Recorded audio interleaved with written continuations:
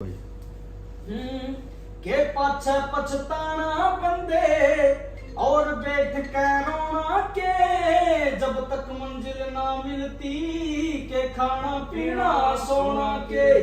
नींद ना डिगनी चाहिए धन में, धीरज होना चाहिए मन में, पशु पखेरु सारे बन में, फिर जात पात का होना के पाछे पछताना बंदे और बैठ के रोना के, जब तक मंजिल ना मिलती के खाना पीना सोना के सबकी में नष्ट बना दे मी में।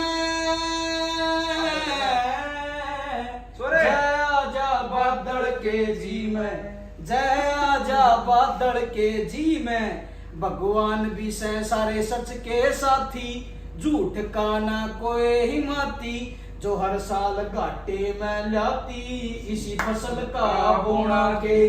बात जब बसते बाहर लिकड़ जा, आथा तय कोई नार लिकड़ जा, आवाज यारो पार लिकड़ जा, वो चादर और बिछोना के पाछे पछताना बंदे और बैठ के रोना के, जब तक मंजिल ना मिलती के खाना पीना सोना के। बोल शंकर भगवान की जय हो। भाई वाक्य में भाई कलम बहुत